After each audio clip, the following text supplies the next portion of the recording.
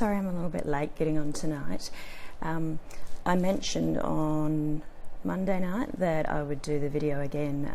I had some issues with the camera, it flipped halfway through, so sorry about that. I know quite a few of you jumped on, which was great, but I'll essentially sort of be running through what I went through on Monday, and that is 3 life lessons that hopefully your mum taught you, or your dad, but there's certainly ones that can make a huge difference to the happiness that you feel in life. And at the end of the day, I think that's what most of us want, is to feel happy.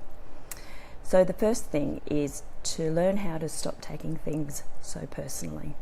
I know, easier said than done, a lot of you are probably thinking, but the curious thing about our human brain is we have subconscious and we have conscious.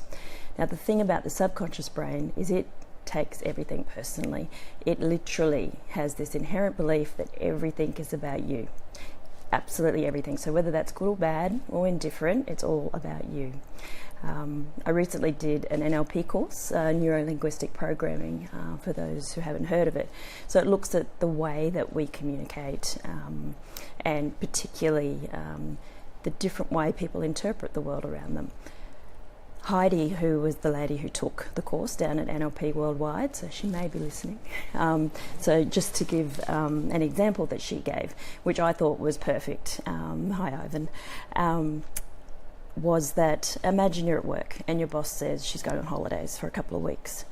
One of the first things a lot of us would think, of course depending on what position you have in that business, one, you might think, sweet, I can just knock off for a couple of weeks and do minimal work. Or if you're in a more senior position, the first thing you might think is, shit, how much more work am I going to have to do? She's away, that means I have to pick up the slack. So this is about her taking holidays. It's completely about her, but immediately your brain switches to, how's it going to affect me? And we do this all the time. Driving to work, hey Tom, driving to work, someone barely indicates and they cut in front of you and you're annoyed, understandably. So it's about you. It could be a positive. You could get to work and find that, you've met target, you're getting a bonus. So as soon as you hear that you've met target, the first thing you think is, great, I get extra money. Again, good and bad experiences, it is all about you. And that's just the way we are wired. There's nothing we can do about it. It's not a matter of being egotistical. I guess the thing to be aware of, having our brain wired that way, that everything is about us, and there's good reason for that. The subconscious essentially is there for protection. So it's there to keep you safe, to make sure that physically, emotionally, every aspect of you is looked after. So that's why it takes everything personally. Now, the thing is, of course, when we have things going well, we think, it's because I'm a great person, I'm awesome, I'm God's gift to the world, and that's why everything's rosy. But if you do that, you also have to accept when things are going bad that, it's about you as well, which, can sort of, I guess, push people into this frame of mind about being deserving. Like, I don't deserve this. Why is this happening to me? It's not fair. So they get into that sort of emotional vampire mode or mindset to think that, I don't deserve this. Why should this be happening to me? But the reality is, when we feel rejected or criticised by people, it's good to understand that most often it's more to do with them. It's their values, their priorities, their life situation. So that is what's producing their behaviour. So the thing to remember is that while your subconscious thinks about you and every experience and interaction around you, it thinks it's all about me. That's what everybody is thinking. So just to recap what I just said about taking things personally, we're going to have bad things happen. That's just part of life. We will lose loved ones, which is tragic, and obviously we, have some horrific events that we can go through. But the thing about tragedy is it doesn't have prejudice. It afflicts every human being. So that is just part of life. And I guess that's something that, whether that helps for you to understand about when I say try not to take things personally. It's easy to get into a mindset when things aren't going well that, again, back to that whole mindset of being deserving, like why should this be happening to me? Because, you know, as a human, you try things that don't work, you have relationships that don't work. So it afflicts everybody. It's just part of the human condition. The other important life lesson is learning how to be persuaded or to change your mind. Humans are very change averse, particularly when it comes to their belief system. So when we're little, our parents obviously nurture us, and they feed us and clothe us, and they socialise us. So part of that socialisation is that they impart their belief system, depending on, I guess, your upbringing and how strict your parents are, as far as, you know, how much they enforce their beliefs on you. I guess as adults, it's really important to question those beliefs. I guess think of it this way. When you were little, depending on, I guess, your culture, you may have been told about Santa Claus or the Easter Bunny. Your parents didn't mean any harm by it. It's obviously something, certainly in Western culture, that it's, that's who it is. I just saw the name pop up and why it spins. I'll sort it out later. So you're taught about Santa Claus and Easter Bunny. And then, you know, you believe that for a certain number of years, you get to a certain age, and all of a sudden it doesn't ring true anymore, because you start to question things, and like, so how does Santa get around the whole world in one night? And or how does the Easter Bunny get around the world in one night to deliver all the eggs, etc. But that's one basic belief, and it might sound a little bit silly, but all the beliefs that you hold to be true, they're true to you. They're not true to everybody. There really is no truth. One perspective is no more right or wrong than the other. People come through their own experiences, through their socialisation by their parents, by their peers, the circle of friends that they grew up with. Another good example is the recent vote in Australia around same-sex marriage. Some people have very strong opinions about it, and they believe they're absolutely right.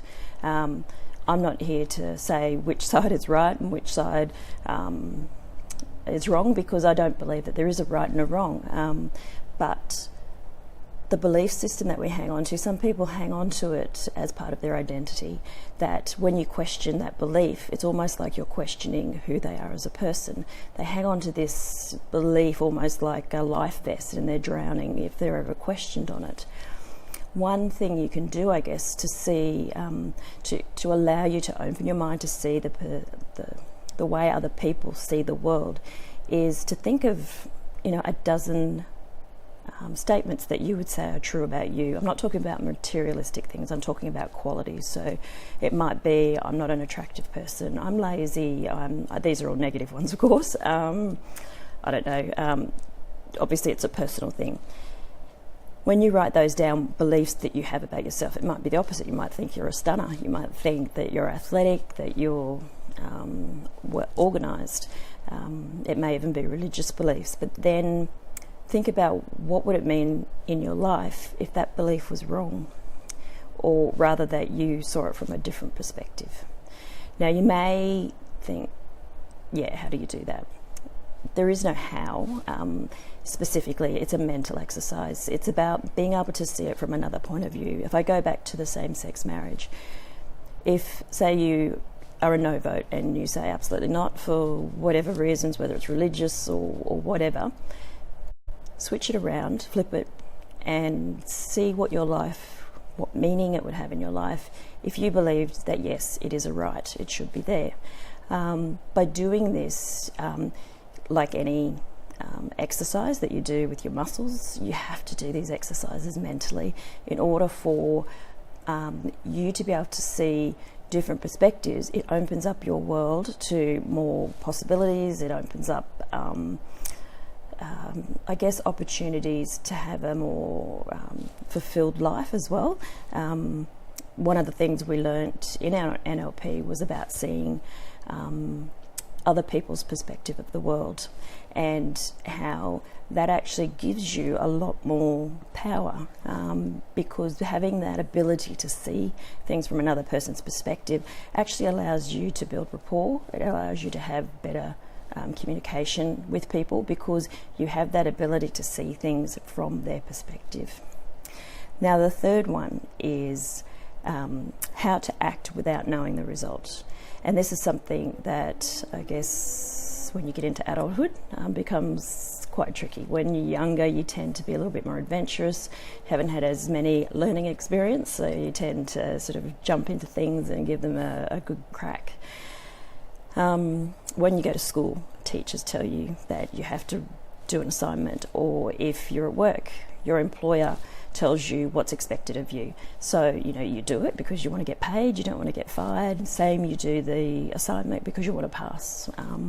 Likewise, your parents may give you chores to clean your room, and there could be reward or punishment for doing that or not doing it.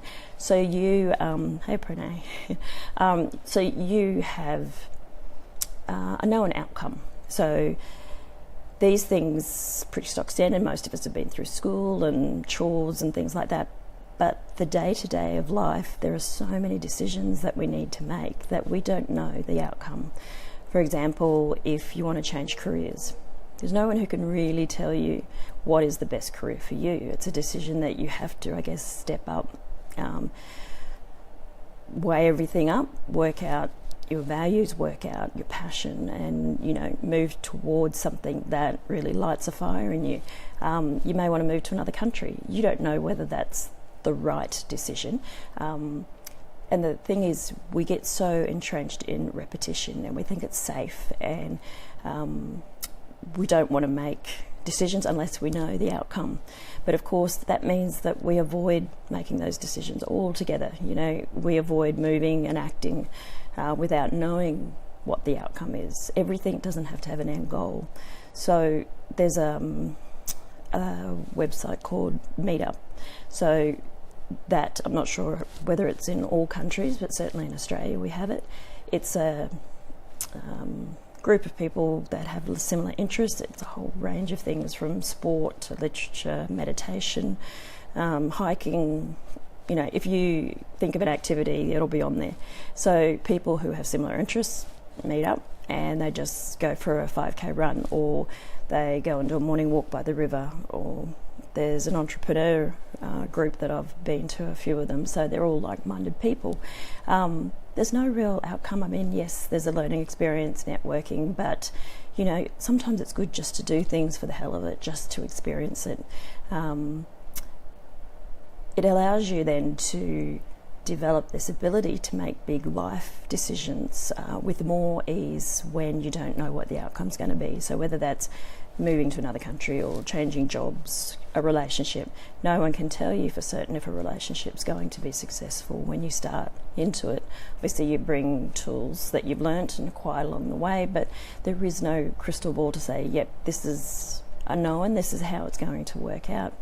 It's good to have just a little bit of chaos in your life. Not a lot. I've had plenty of chaos. It's not good to have too much, I can assure you. But a certain amount is healthy because it stimulates growth. It allows you to change and grow as a person. Gives a bit of passion, excitement to your life. Developing, a sense of curiosity, something that is a big reason why younger children will, jump in and try things, because they're curious, they haven't experienced things, so they want to give it a go. They don't know what the outcome is, and that's how they learn. But of course, it's easy to fall into the trap when things haven't gone quite according to how your expectations were, that you get a bit gun shy and you just don't give things a go. But it's good to try random things, without having any expectation of the result or any accolade or fanfare or productivity. It essentially trains you to start, making decisions and doing things just for the hell of it. And it will definitely help you when it comes to making bigger life decisions, whether that's career, relationship, where you live, things like that. So, look, hopefully your mum or your dad has imparted some of these about, how not to take things personally. being able to be persuaded and change your mind, and having that flexibility to see the perspective of others, and of course being able to act without knowing the result. Definitely a good one to master. So look, sorry about all the flipping of screens. I'll get that sorted before Friday. Thanks for jumping on. If you found it of value, share it out, and I look forward to seeing you on Friday. See you later.